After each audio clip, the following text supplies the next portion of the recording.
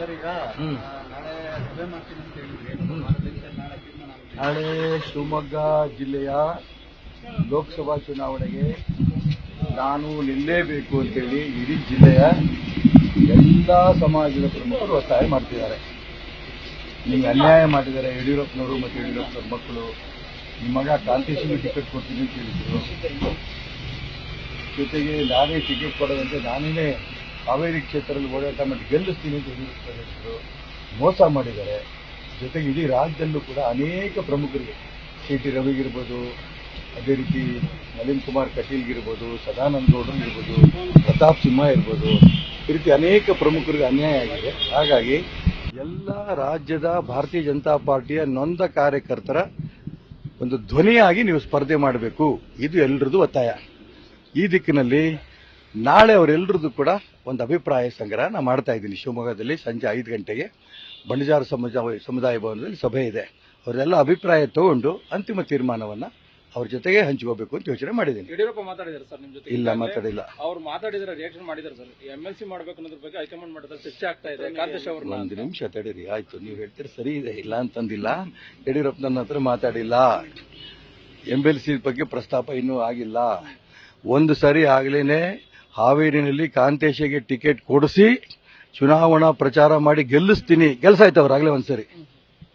ಅವ್ರ ಮಾತನ್ನ ನಂಬಿ ನನ್ನ ಮಗ ವರ್ಷಗಟ್ಟಲೆ ಓಡಾಟ ಮಾಡಿ ಅಲ್ಲಿ ಎಲ್ಲಾ ಜನರ ಮನಸ್ಸನ್ನ ಗೆದ್ದು ಎಲ್ಲಾ ಸಾಧು ಸಂತರ ಮಠಗಳಿಗೆ ಹೋಗಿ ಅವರೆಲ್ಲರೂ ಆಶೀರ್ವಾದ ತಗೊಂಡು ಇನ್ನೇನು ಟಿಕೆಟ್ ತಗೊಂಡು ಗೆಲ್ತಾನೆ ಅನ್ನೋ ಸಂದರ್ಭ ಬಂದಂತ ಸಂದರ್ಭದಲ್ಲಿ ಟಿಕೆಟ್ ಅನ್ನ ಕೊಡದಂಗೆ ಮೋಸ ಮಾಡಿದವರು ಮಾನ್ಯ ಯಡಿಯೂರಪ್ಪನವರು. ಟಿಕೆಟೇ ಕೊಡಿಸ್ತೀನಿ, ಟಿಕೆಟೂ ಕೊಡಿಸ್ತೀನಿ, ಓಡಾಟನೂ ಮಾಡ್ತೀನಿ ಅಂತ ಹೇಳಿ ಮೋಸ ಮಾಡಿದವರು. ಈಗ MLC ಇದು ಮತ್ತೊಮ್ಮೆ ಮುಗಿತುಪ್ಪ ಹಚ್ಚ ಪ್ರಯತ್ನ ಮಾಡ್ತೀವಿ. ಹೆಂಗ್ ನಂಬ್ತೀರಿ ಇವ್ರನ್ನ? ನನಗೆ ಮಂತ್ರಿ ಮಾಡ್ತೀನಿ ಅಂತ ಹೇಳಿದ್ರು. ನನಗೆ ಕ್ಲೀನ್ ಚಿಟ್ ಕೋರ್ಟಿಂದ ಸಿಕ್ತಿದ್ದಂಗೆ 2-3 ದಿನದಲ್ಲೇ ಈಶ್ವರಪ್ಪ ಮಂತ್ರಿ ಆಗ್ತಾರೆ. ಯಾಕೆ ಮಾಡಲಿಲ್ಲ? ಇಡೀ ಕರ್ನಾಟಕ ರಾಜ್ಯದಲ್ಲಿ ಚಿಕ್ಕಮಗಳೂರು ಕ್ಷೇತ್ರದಲ್ಲಿ ಆದಷ್ಟು ಶೋಭಾ ವಿರುದ್ಧ ಗೋಬ್ಯಾಕ್ ಶೋಭಾ ಅಂತ ಆಗಿದ್ದು ಇನ್ನೆಲ್ಲೂ ಆಗಿಲ್ಲ.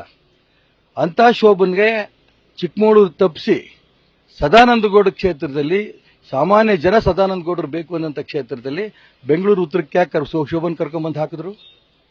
ಜನಕ್ಕೆ ಬೇಡ ಅಂತ ಜಾಗ, ಕಾರ್ಯಕರ್ತರು ಬೇಡ ಅಂತ ಜಾಗದಲ್ಲಿ ತನಗೆ ಬೇಕಾದರೂ ಹಾಕೋಣಕ್ಕೆ ಇವ್ರ ಶಕ್ತಿ ಇದೆ. ಇವರೇ ಪ್ರಾಮಿಸ್ ಮಾಡಿದಂತ 40 ವರ್ಷ ಈ ಸಂಘಟನೆಯಲ್ಲಿ ಕೆಲಸ ಮಾಡಿದ್ದೀನಿ ನಾನು. ಎಂದೆಂದೂ ಸಂಘಟನೆ ವಿರುದ್ಧ ನಾನು ಹೋದನಲ್ಲ. ರಾಯಣ್ಣ ಬ್ರಿಗೇಡ್ ಮಾಡಿದ್ವಿ, ಲಕ್ಷಾಂತರ ಜನನ ಅವ್ರ ಸಂಘಟನೆ ಆಗಿತ್ತು. ಎಲ್ಲಿ? ಕೂಡಲ ಸಂಗಮದಲ್ಲಿ. ಅವ್ರು ಯಾಕೆ ಕಣ್ಣು ಉರಿ ಆಯ್ತೋ ಗೊತ್ತಿಲ್ಲ. ಹಿಂದುಳಿದವರು, ದಲಿತರು ಅಷ್ಟು ದೊಡ್ಡ ಸಂಖ್ಯೆ ಸೇರಿತ್ತು. ಆ ಸಂದರ್ಭದಲ್ಲಿ ಮಾನ್ಯ ಯಡಿಯೂರಪ್ಪನವರು ಅಮಿತ್ ಶಾ ಹತ್ರ ಕೂತ್ಕೊಂಡು ಸಂಗೊಳ್ಳಿ ರಾಯಣ್ಣ ಬ್ರಿಗೇಡ್ ಬೇಡ, ನಿಲ್ಸಕ್ಕೆ ಹೇಳಿ ಡೆಲ್ಲಿಲಿ ಮೀಟಿಂಗ್ ಮಾಡಿಸಿ ನನ್ನ ಕರೆದು ನಿಲ್ಲಿಸಿದ್ರು. ದೊಡ್ಡವ್ರ ಮಾತು ಒಪ್ಕೊಂಡೆ.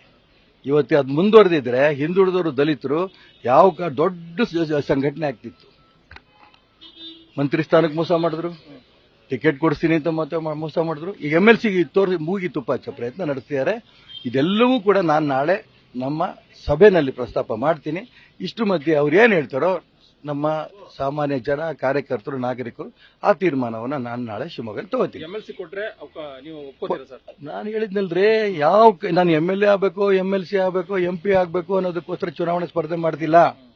ಈ ವ್ಯವಸ್ಥೆ ಇದೆಯಲ್ಲ ಕರ್ನಾಟಕ ರಾಜ್ಯದಲ್ಲಿ, ಕಾರ್ಯಕರ್ತರಿಗೆ ಮೋಸ ಮಾಡ್ತಾರಂತ ವ್ಯವಸ್ಥೆ ಇದೆಯಲ್ಲ, ಇಷ್ಟು ದೊಡ್ಡ ಸಂಘಟನೆ ಅಪ್ಪ ಮಕ್ಕಳ ಕೈಯಲ್ಲಿ ಇಟ್ಕೊಂಡ್ಬಿಟ್ಟಿದಾರಲ್ಲ, ಅವ್ರು ಹೇಳ್ದಂಗೆ ನಡೀತಾ ಇದೆಯಲ್ಲ, ಇದನ್ನ ಪ್ರತಿಭಟನೆ ಮಾಡಬೇಕು ಅಂತ ಇಡೀ ರಾಜ್ಯದ ನೊಂದ ಕಾರ್ಯಕರ್ತರ ಅಭಿಪ್ರಾಯ. ಅಂತ ನೊಂದ ಕಾರ್ಯಕರ್ತರ ಧ್ವನಿಯಾಗಿ ನಾನು ಚುನಾವಣೆ ನಿಲ್ತಾ ಇದ್ದೀನಿ.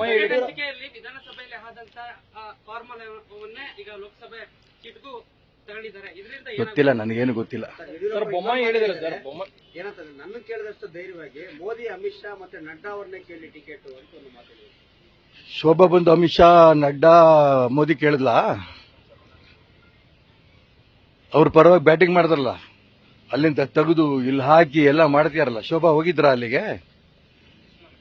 ಶೋಭಂಗೆ ಹೇಳ್ಬೇಕಿತ್ತು, ಬಾಮ್ಮ ನೀನು ಇಲ್ಲಿ ಡೆಲ್ಲಿಗೆ ಬಂದು ಕೂತ್ಕೋ, ಎಲ್ಲಾ ನಾಯಕರು ಕೇಳು ಅಂತ ಅನ್ಕೊಂಡು ಶೋಭನ್ಗೆ ಹೇಳಿದ್ರಲ್ಲ.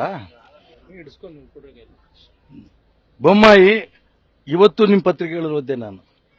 ನಾನು ಕಾಂತೇಶ್ ಹೆಸರನ್ನೇ ಹೇಳಿದೆ. ಪಾಪ ನಾನು ಅವ್ರ ಬಗ್ಗೆ ನಾನು ದೂಷಣೆ ಮಾಡಲ್ಲ. ಆದ್ರೆ ಇವರು ಶೋಭಾಗ್ ಹಠ ಹಿಡಿಯಕ್ಕಾಗತ್ತೆ, ಕಾಂತೇಶನ್ಗೆ ಯಾಕೆ ಹಠ ಹಿಡಿಲಿಲ್ಲ? ನಿಮಗೆ ಜೋರಾಗಿ ಕೇಳಿದಷ್ಟು ಅಮಿತ್ ಶಾ ನಡ್ಡಾ ಮೋದಿ ಹತ್ರ ಕೇಳಬೇಕು ನಂಗಿದ್ರೆ ನಾನು ಹಂಗೆ ಮಾಡ್ತೀನಿ. ನಿಮ್ಮನ್ನು ನಂಬಿದ್ದೆ, ನೀವು ಹಿಂಗೆ ಮೋಸ ಮಾಡ್ತೀರಿ ನನಗೆ ಗೊತ್ತಿರಲಿಲ್ಲ. ಯಾರನ್ನೂ ಭೇಟಿ ಮಾಡಲ್ಲ. ನಾಳೆ ನಮ್ಮ ಜನನೇ ಭೇಟಿ ಮಾಡ್ತೀನಿ. ನಾನು ಜನರ ಅಭಿಪ್ರಾಯ ತಕ್ಕಂತೆ ನಾನು ಮುಂದುವರಿತೀನಿ. ನ್ಯೂಸ್ ಫಸ್ಟ್ ನಿರ್ಭೀತಿಯಿಂದ ನಿಮ್ಮ ಪರವಾಗಿ.